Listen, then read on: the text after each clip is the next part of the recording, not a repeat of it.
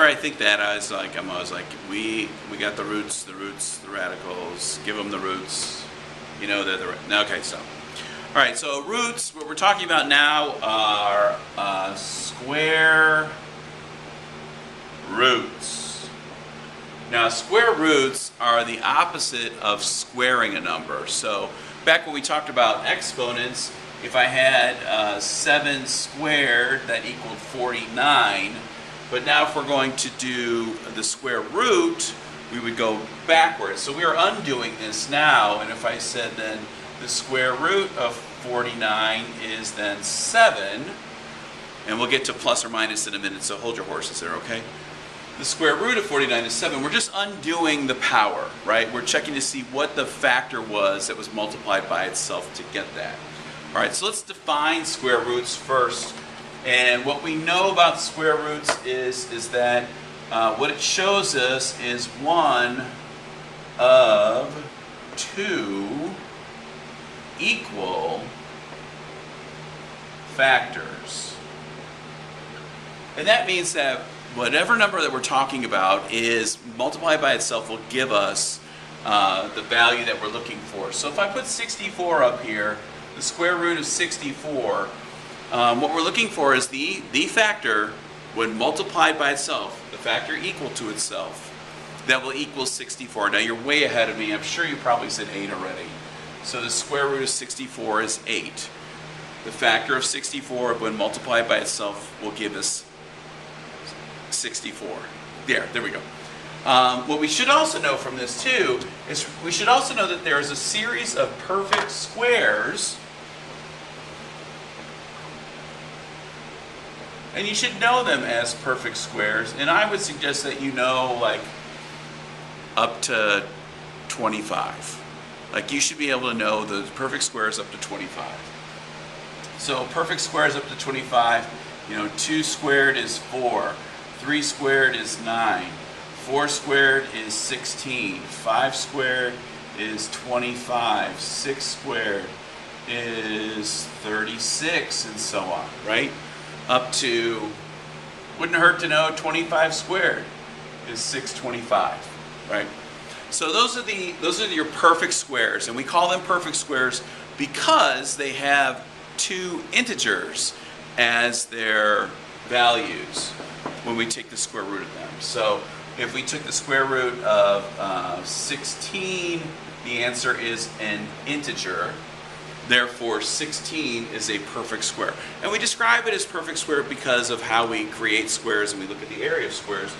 If I look at this, I just do a quick thing here, and this is probably not going to be the perfect thing. So that side is 4, and then this side would be 4. That side is 4, and that side is 4. So that's why it's a perfect square. So we have a square here that is 4 by 4, which gives us an area of 16. The same thing happens with a perfect cube, which we'll talk about in just a second. A cube, though, instead of making a 2-dimensional shape, makes the 3-dimensional cube shape. All right, so let's look at some examples of this real quick. Just some things that you can run into so we get an idea of what we're looking for. Before we do that, though, let's just talk about this sign for a minute. What we call that sign is a radical. That's the radical sign. And for the majority of the time, when we use a radical sign, we mean the positive value. And what that means is like if I have the square root of 36, we know that's 6. The problem is, 6 times 6 is 36, yes. But also, negative 6. Negative 6 times negative 6 will give us 36 as well. And because of that, when we take the square root of something, if we use the radical with a number, both values are possible.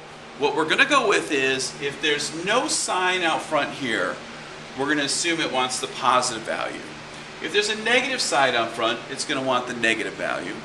If it has a plus minus, which we'll look at in a minute, it wants both values. So whatever the sign out front is tells us what kind of value we're looking for. in terms of that. So in terms of examples now, so let's look at radical 25, radical plus or minus 81, radical negative radical 49 over 64, and the square root of negative 4. So I could say the square root of 25 there as well. So the square root of 25, what factor times itself will equal 25? What we know there is that is 5. We're going to use positive 5 since it asked for positive 5. The square root of 81, so what factor times itself would give us 81? That's 9. But in this case, it asks for plus or minus. So we want plus or minus 9, positive or negative. Here we've got the square root, the negative square root of this fraction. Now, we're going to actually distribute the radical sign to both of those so that this looks like the square root of 49 over the square root of 64, which gives us 7/8. But don't forget that right there. We want negative 7/8 for our solution there. And here we have the square root of negative 4. Now, I would pause and say, hey, can you try to figure that out? No. There's a way to do this, and the way to do that is far more advanced than what we're working on now. What we would have to use is an imaginary number. The imaginary number is written with a cursive I, and that is the square root of negative 1, and we don't have a value for that yet. So we could write this as 2i, but for our purposes, we're going to define this as undefined. It is impossible for us to do. Cube roots are different than square roots. Shock. Notice here I've written the radical sign for a square root and the radical sign for a cube root.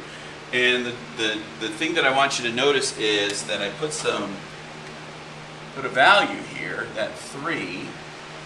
And what that means is that the radical sign is telling us, in this it says, what one of 2 equal factors will equal this.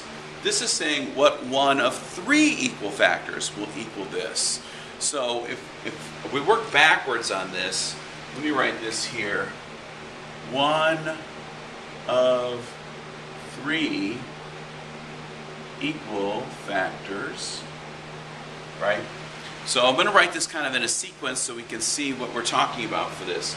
So if I have 2 to the third, that's equal to 2 times 2 times 2, which is equal to 8, which is not equal to, all right? Then if I take the cube root,